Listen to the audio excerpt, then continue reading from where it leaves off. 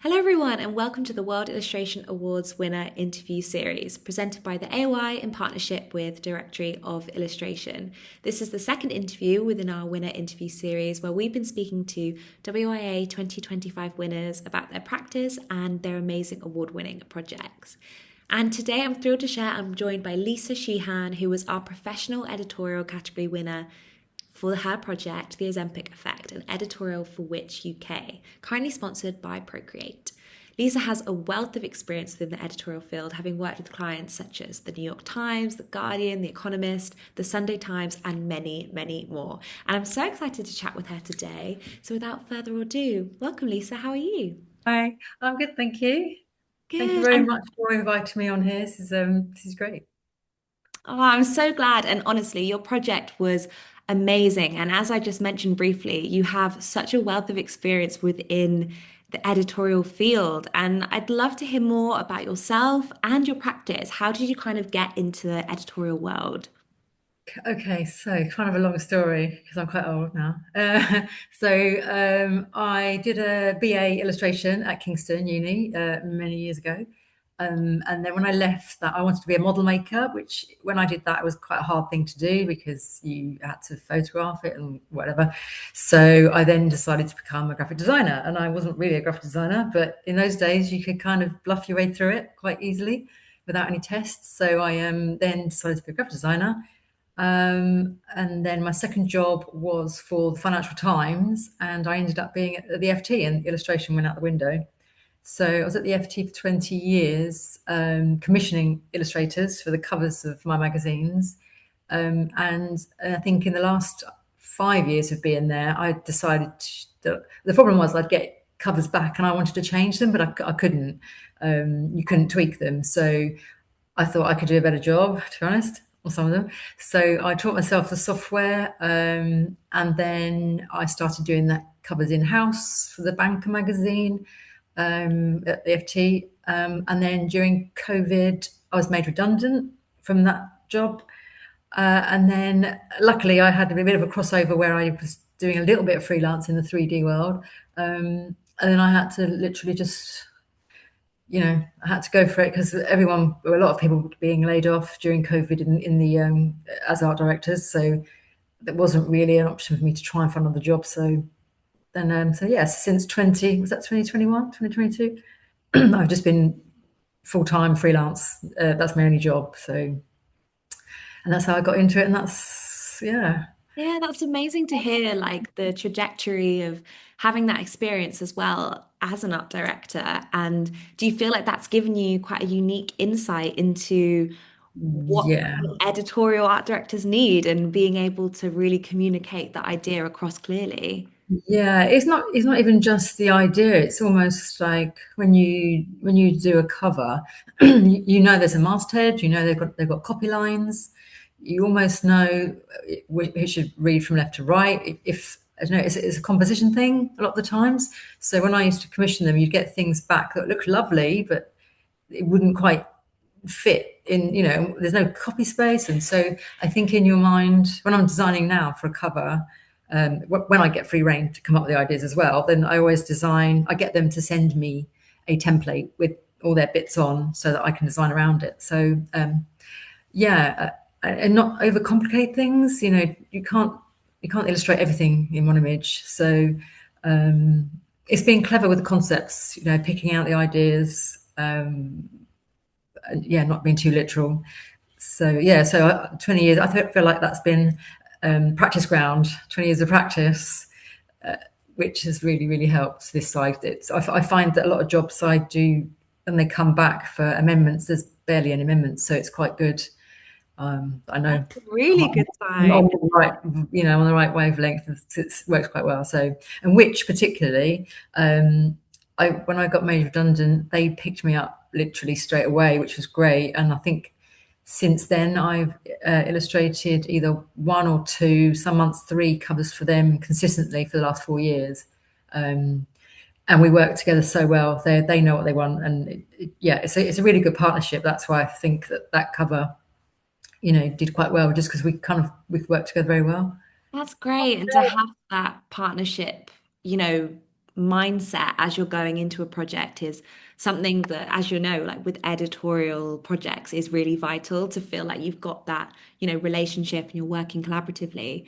But the thing I love as well about your work is that mix of craft and technology and incorporating 2D and 3D illustration with that CGI technology. Yeah, how did that come about? Kind of the technology Um, side of things. well, I think because I was an illustrator 2D to start with, and then in 2012, or did I finish then? While I was at the FT, I did a part-time MA in children's book illustration.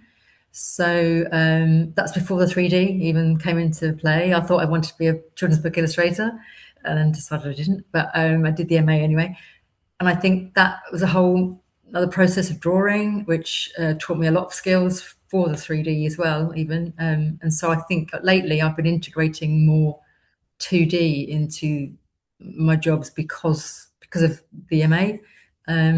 And also there's less people doing it. So a lot of people that do CG work aren't necessarily any good at drawing or don't use the two together. So it's, I get a little bit of a different edge, hopefully, doing that. Yeah, definitely. No, it's such strong work and it was such a strong I've award-winning got, project. I've got it here actually. It's got Oh, amazing. Oh, it's beautiful. It's really, really great. I mean, tell us more. Why did you decide to enter World Illustration Awards 2025? Was there something that sparked the idea to enter? Well, I've been entering for the last 8 years. So this is my eighth year of entering. I think the first year I entered, I was entering children's book things. And then it slowly migrated to the 3D stuff. And I just thought, a bit like the lottery, I've got to keep going because if I was collecting the banners, the shortlist banners. So I've been shortlisted or longlisted every year for the 8 years. And I didn't want to miss out. I needed the banner that had the right date on it. So I thought I've got to keep going until something happens. Um, so yeah, it's been a while, but yeah. And also earlier on, I think you used to have the party at Somerset House, and I used to love those. Um, and price wise, it's good, for illustrators. To be honest, some of the awards are so expensive that it really puts you out of the bracket of actually trying to enter if you're freelance. And I think the World Illustration Awards are, they're accessible price wise, and I just think that's good for illustrators, really.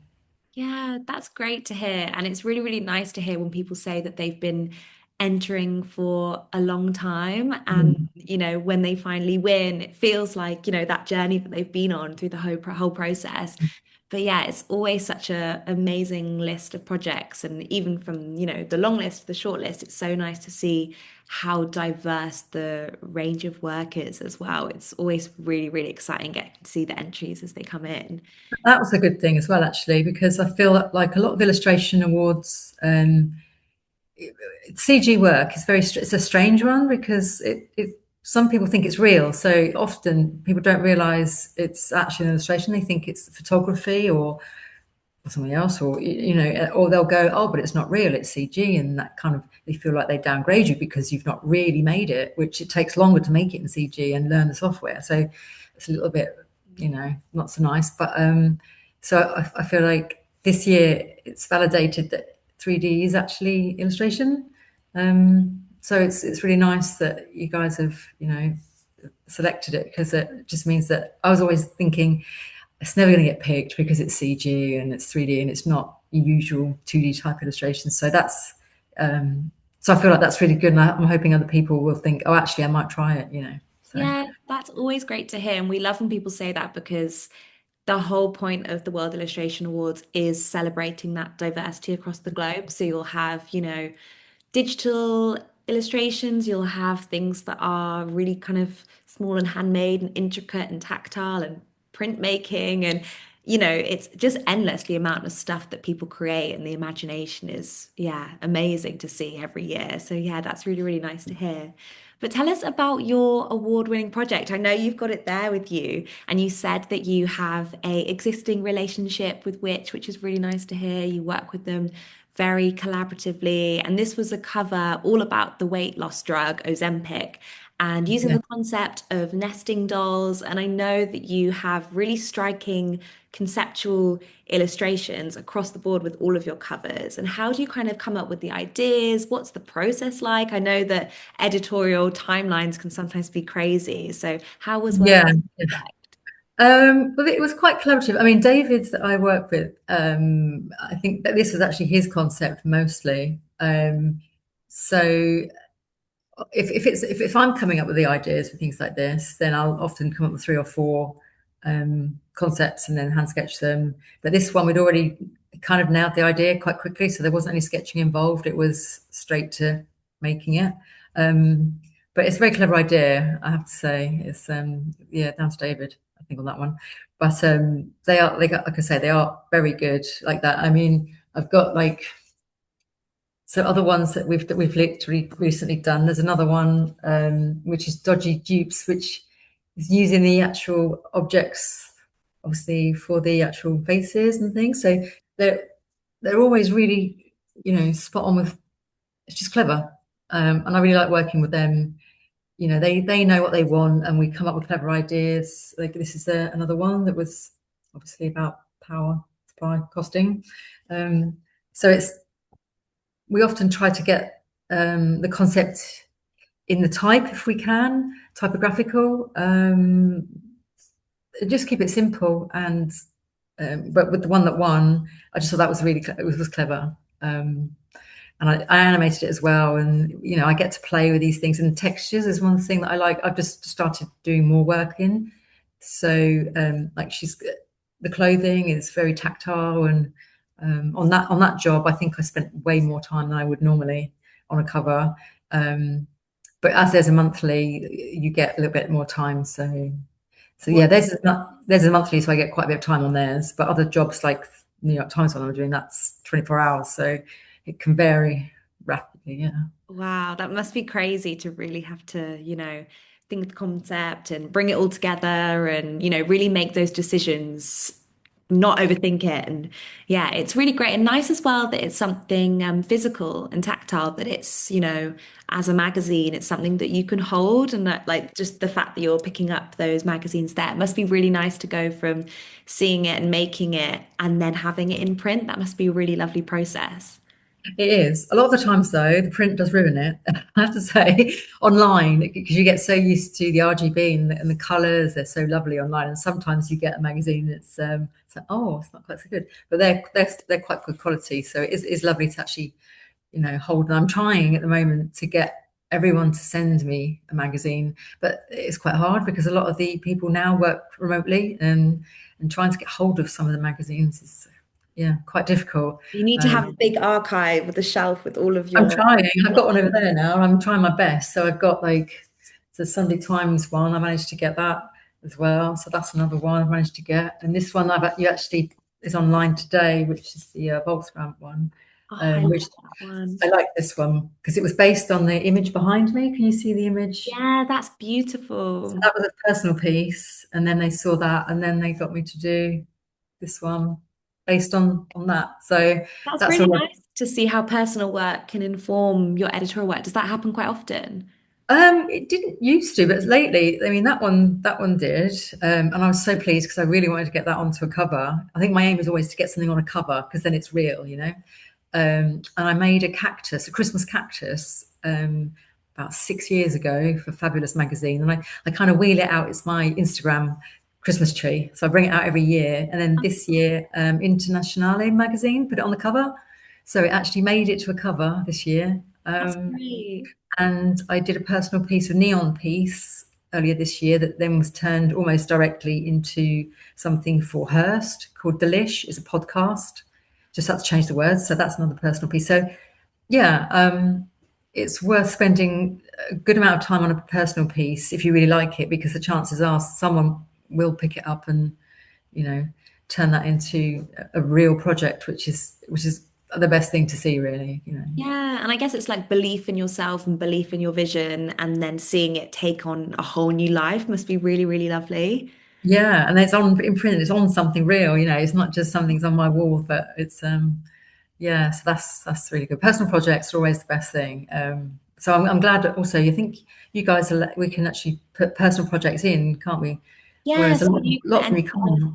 Yeah, you can enter commission work and uncommissioned work. And it's something that Yeah. we think is really important because, as you said, it informs so much of people's visual language and how they create work. And it really lets them have agency over the way that they want to be perceived as an illustrator. So, yeah, Yeah. commission and uncommissioned work both are really important across the board, definitely.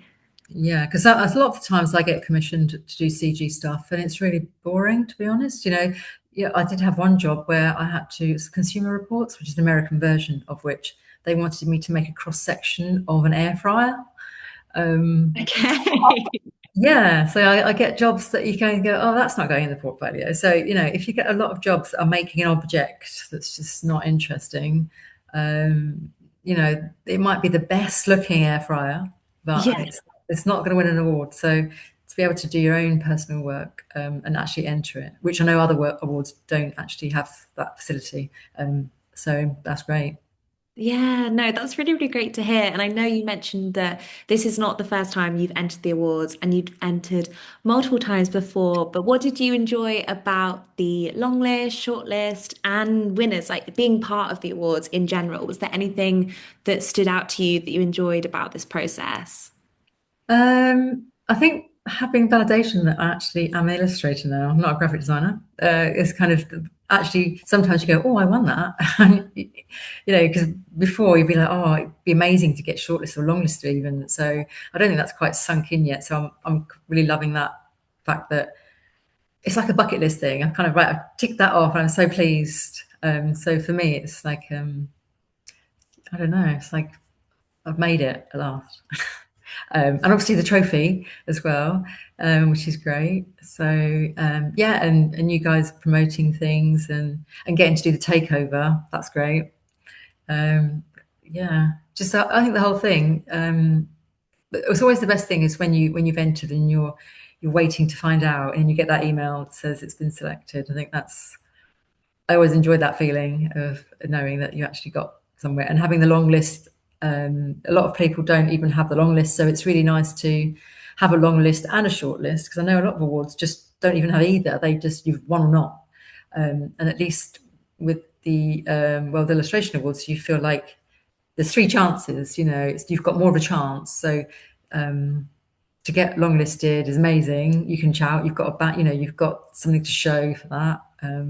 So even if you don't get shortlisted, you feel like you've got somewhere. So I just think it feels a little bit more accessible um, for people. So I've really enjoyed being able to go. Yeah, I've been longlisted and shortlisted, and I won it. So Oh, that's yeah, really, really great to hear. And yeah, it's something that we definitely try and do to make it a experience and community feel through the whole process, from the call for entries to the long list to the short list, and make sure that it's, lots of touch points for people to connect and, showcasing the work because the work and the standard of the work is so amazing that we really want to celebrate that. That's, the whole point of the awards. That's really, really great to hear you yeah. say. And what has the impact of the awards had on you? Has it kind of increased confidence, increased any kind of new commissions? Has any kind of change?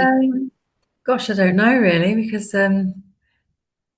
at the moment I've just been working flat out. I mean, I haven't taken advantage of a lot of the things that you have with the meetups and all the things just because I've been literally flat out. So I don't know if that's because of this or not, but I think actually.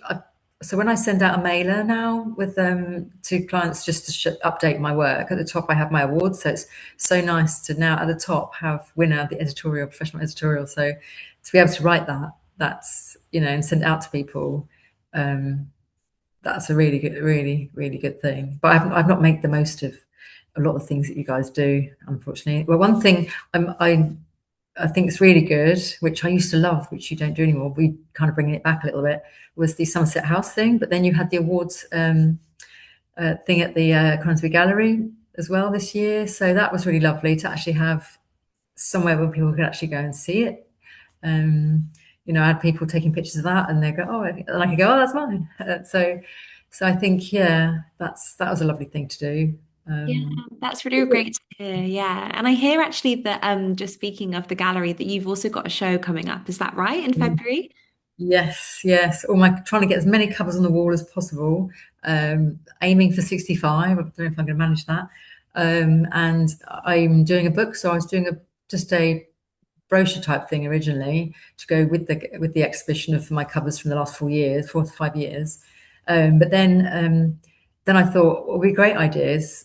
So all this work it is my work, but it's only come about because of the art directors, a lot of it. So I thought, right, well, I'll get them to do a Q&A to add a bit more information to my book. And it's kind of snowballed. So I've got 40 Q&As with nearly every art director I've worked with globally. Answered the question like, what makes a great magazine cover? What do you look for to keep it on brand? Things like that. Got Chris Clark, who's written the forward for me, and then Cover Junkie's done one cover the same thing. So yeah, now it's turned into this massive 220 page, 200 cover book, proper book thing. so, So so exciting. yeah, I have a whole book full of all my covers in the last 5 years. So And that's that will be also exhibited at the Kingsbury Gallery in yeah, London. yes, yeah, all together. So that's yeah. So I think I need to promote a bit more, but it's a great place to see. There will just be covers from nearly pretty much most national newspapers, UK newspapers, and there'll be New York Times and God knows what I've got going. So there's foreign, yeah, I've got Italian ones, got French ones. So yeah, so it feels like, yeah, I've kind of made it. And the nice thing is I had my BA illustration when I did that like a million years ago. I had my degree show at the Conisbee Gallery.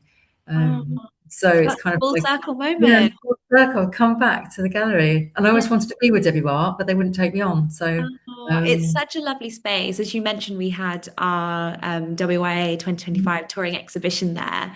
And it was, yeah, it's such a lovely space. It was so nice to get everyone together. So that'll be really, really exciting. Is that in February, did you say? February. yeah, Okay. February, the was it the 9th to the 14th? Okay, Yeah. great. We'll So, have to pop all the details of that in the description of this video so that people can come yeah. along if they wish to. And I hope you guys can come along to have a Yeah, look that if would you're be great. We would love mm. to, 100%. That sounds amazing. And as part of being a WIA 2025 category winner, you also received an AOI membership. I mean, it sounds like you've been flat out and really busy, but has there been any AOI resources that you've had a chance to get your teeth stuck into? Anything that you found really helpful? um Sure, really, because I had a membership already, one of the agency ones, because I'm represented by WR, so they already have one. So it just meant that I didn't have to pay for it for the year, so that was good. So I Great. got one for free this time. But yeah, when I don't really, yeah, I've not had time to do anything, to be honest. I've not even put a tree up or bought a Christmas present. So yeah, That's the you life of know, an yeah. editorial illustrator.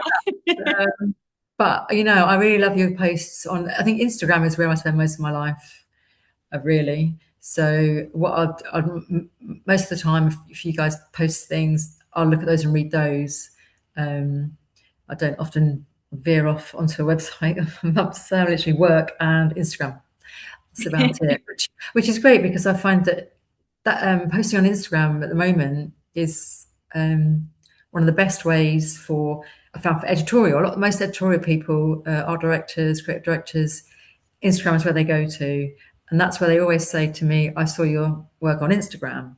So as a platform, you guys posting on Instagram, I think that's the best thing that you guys can do for illustrators is because that's advertising is different, but editorial people, that's where they go to. They even use Instagram as their they don't even look at their websites anymore. It's just the people's posts on there. So I think Wow, that part interesting. is really key, posting on there, and you guys do that. So I think for me that's the one thing that is really helpful for an illustrator. Yeah, and that's also great advice for people that are trying to get into the editorial field to kind of really keep up with posting and using Yes. that as your portfolio.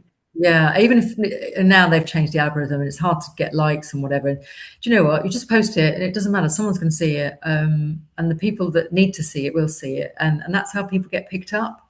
Yeah. Um, so I think because illustration is a tricky one at the moment with AI and whatnot going on. So it kind of feel like you need to just use every avenue you can at the moment, and just put it out there. But Instagram, I've found is the best one. So That's great to know. And yeah, we do try at the AOI and WIA to share loads of the entries as they're coming in. So yeah, from the call for entry stage right up until the shortlist and the winners. So it's always just nice to see and give people a platform really yeah, to and the share. director of illustration, they're great. They often post my stuff as well. So I Yeah. think between the two of you, that's you cover such a vast area. So that's really good having those as well. Yeah, so much amazing support. And yeah, we're really grateful to them for all the help they do with the awards and really showcasing all the amazing talent that enter the awards.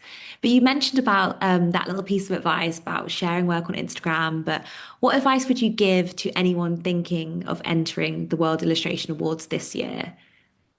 Um, Gosh, I always think to sit down and think about it properly, because sometimes I just rush it and enter it, and I think I could have said this or I could have said that, and um, yeah, I just think you might be thinking, oh, my work's not good enough, or just do it. I think, and it's competitively priced. I think, I tend to put quite a few in because I think, well, for the price, I might as well. So, yeah, just do it. People go, oh, I don't know if I like this one or this one, and I just think, just do it.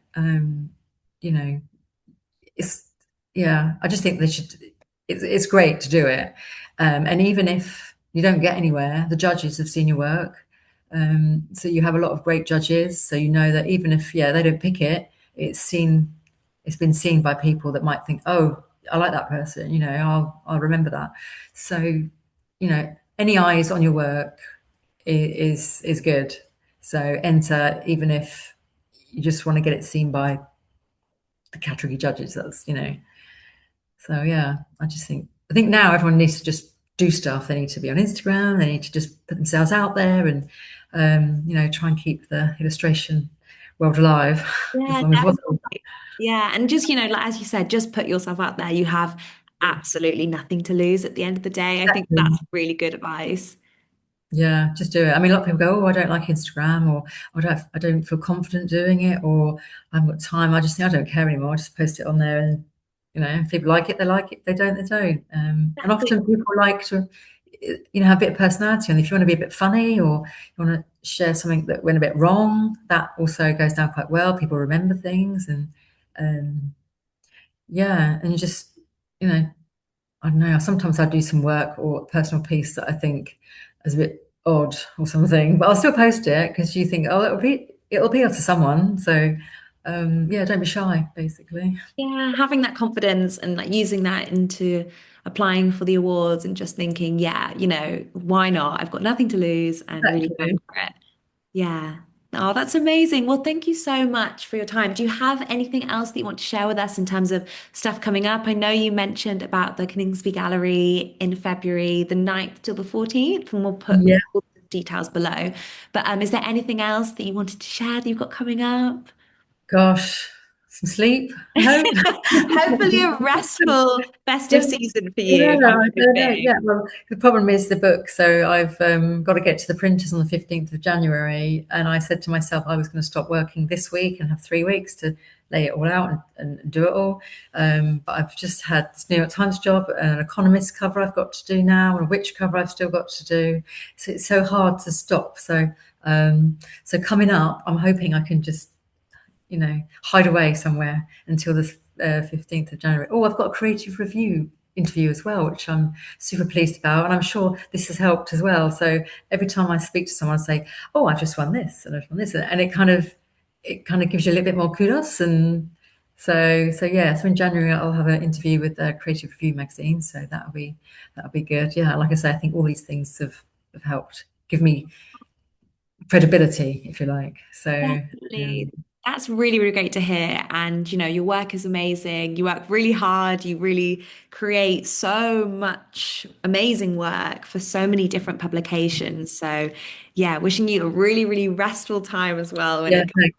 And yeah, excited to see the project that you're working on at the moment come to fruition and seeing it in real life. That would be really, really exciting. And of course, we'll add all of Lisa's details in the description. She's done an Instagram takeover for us as well over on our page.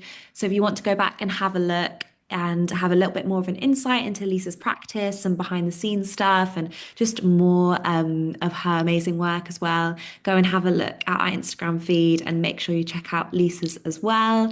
And of course, make sure that you're subscribed to the World Illustration Awards and having a look at everything that we're posting and all of our winner interview series. But thank you so much, Lisa. It's really, really been amazing and inspiring to chat to you today. Thank you. It's been great to actually say it all, actually. It's been really good. And Thank congratulations again on your amazing World Illustration Awards 2025 you. win! Thank you.